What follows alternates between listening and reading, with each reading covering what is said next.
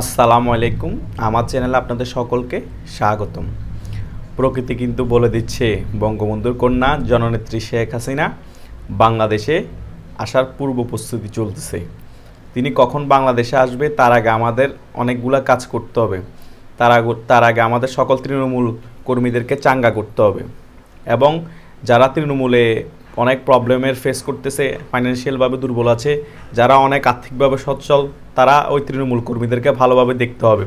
তা না হলে হবে না, কারণ তৃণমূল কর্মী ছাড়া বঙ্গবন্ধুর কন্যা যদি বাংলাদেশে আসেও ওনাকে রিসিভ করার জন্য এয়ারপোর্টে তারা যাবে, মনের ভালোবাসা থেকে যাবে, কিন্তু তারপরও তাদের মনে একটা আক্ষেপ থেকে যাবে, আমরা এত কষ্ট করলাম, আমাদের নেতারা দেখলো না।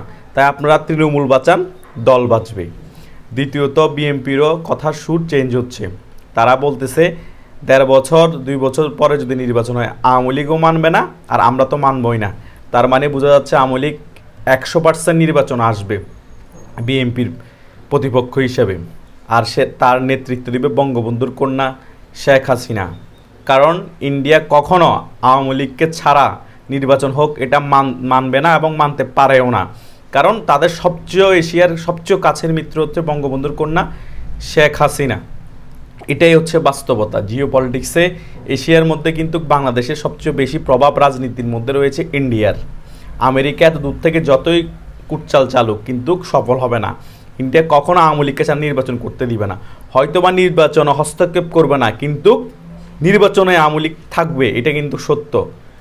কিন্তু নির্বাচনে আপনার বিভিন্ন ধরনের কারচুপি করার মধ্যে ইন্ডিয়ার কোনো হাত থাকবে না, আর নির্বাচন সুষ্ঠু হওয়ার সম্ভাবনা এবার খুবই বেশি। আর আওয়ামী লীগ অনেক বড় সংখ্যাগরিষ্ঠ অর্জন করে ক্ষমতা আসার সম্ভাবনাও রয়েছে, কারণ আওয়ামী লীগের জনপ্রিয়তা আগের চেয়েও অনেক বেড়েছে। দেশে ২ মাসের শাসন ব্যবস্থা দেখে লুটতরাজ, খুন, রাহাজানি এবং নারীদের নিরাপত্তা নাই, ধর্ষণ, বিভিন্ন দিক বিবেচনা করে আওয়ামী লীগের জনপ্রিয়তা আগের থেকেও অনেক বেড়েছে। আর বঙ্গবন্ধুর কন্যা শেখ হাসিনা দেশে আসার মেইন কারণ হচ্ছে দেশে যদি না আসে, কারণ দেশের যে কাঠামো অবস্থা এগুলো কখনোই পরিবর্তন হবে না।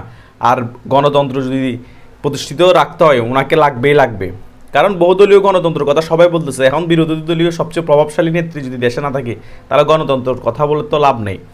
আর উনি যে হত্যার অর্ডার দিয়েছে ছাত্রদেরকে, এটারও কোনো প্রুফ নাই।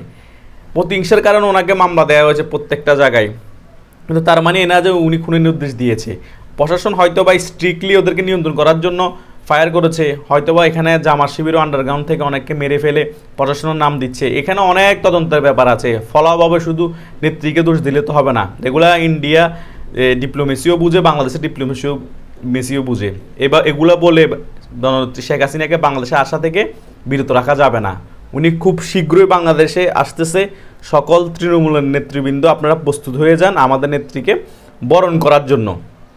আপামার জনতা সকলে ওনাকে বরণ করবে, কিন্তু তার আগে সকল তৃণমূল কর্মীদেরকে চাঙ্গা করতে হবে। যারা ফাইন্যান্সিয়ালি স্ট্রং তাদেরকে ফাইন্যান্সিয়াল সাপোর্ট দিতে হবে। ফ্যামিলি যারা চালাতে অক্ষম এখন তাদেরকে ফাইন্যান্সিয়াল সাপোর্ট দিয়ে ফ্যামিলি চালানোর ব্যবস্থা করে দিতে হবে, কারণ সকলেই তো আওয়ামী লীগ ক্ষমতা থাকা অবস্থায় টাকা পয়সা ইনকাম করতে পারে না। অনেকে নিঃস্বার্থভাবে নিজের টাকা পয়সা দিয়ে রাজনীতি করেছে।